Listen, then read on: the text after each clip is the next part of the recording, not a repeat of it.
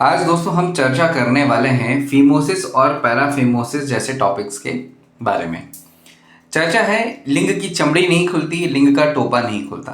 कई बार ऐसा होता है कि एक एज गैप के कारण पिता पुत्र पुत्र पिता के एक रिलेशन के कारण हम बहुत ही महत्वपूर्ण बात अपने बच्चों से नहीं कह पाते और हम अपने पिता से पूछ नहीं पाते।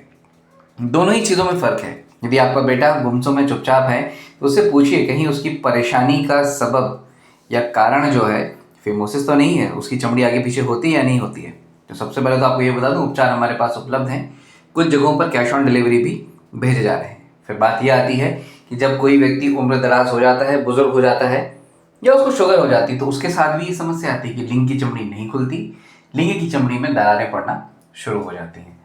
तो दोनों ही केसेस में हम देखें तो बेटा अपने बाप से नहीं कह पाता और बाप अपने बेटे से नहीं कह पाता, क्योंकि ये थोड़ा सा पर्सनल प्रॉब्लम होती है।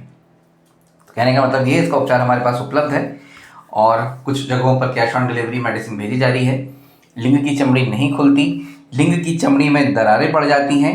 लिंग की चमड़ी ना खुलने के कारण अंदर गंदगी जमा होती है, that is called the स्मैग्मा।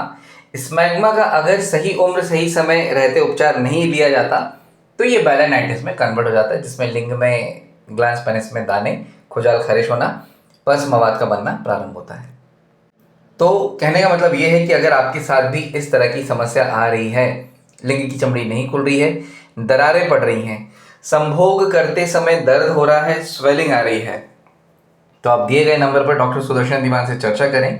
Jabalpur Madhya Pradesh OPD में आप आकर अपॉइंटमेंट लेकर परामर्श ले सकते हैं, उपचार करवा सकते हैं।